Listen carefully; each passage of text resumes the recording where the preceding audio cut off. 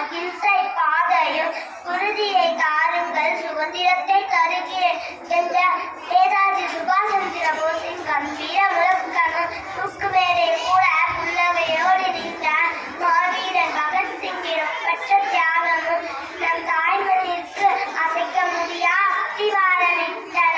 அந்த விடுதலை பெருமையில் விடுதலை வேடிக்கும் ஒப்பிட்ட முதல் மாவீரன் பூலிதேவனின் வீரமும் வெள்ளையர்களின் வர்த்தக கொடியை அறுத்து சுதேசினாவாய் ஒட்டிய தமிழன் வ.உ.சி.யின் தியாகமும் வரி வட்டி சிறை என ஆகியவற்றை ஒழித்து ஆங்கிலேயரை நோக்கி முழங்கிய வீரபாண்டிய கட்டபொம்மனின் சிம்ம கர்ஜனையும்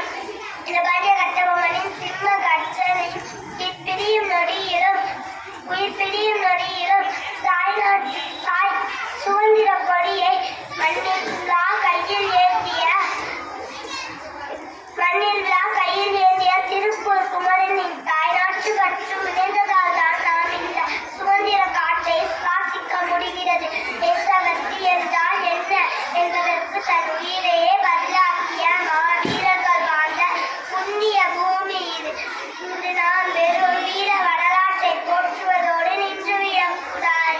அன்று நாட்டை மீட்க போராடினோம், இன்று நாட்டை உயர்த்த போராடி வென்றோம்.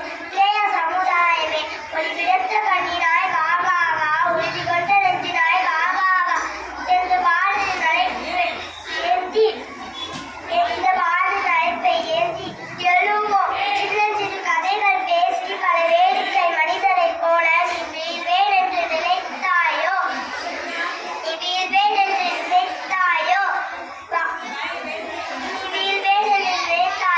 கல்வி வட்டி கிஸ்தி ஆகியவற்றை ஒழித்து நம் பாரத தாயை உலகளவில் தலைமை பீடத்தில் அமர்த்த உறுதியேற்போம்.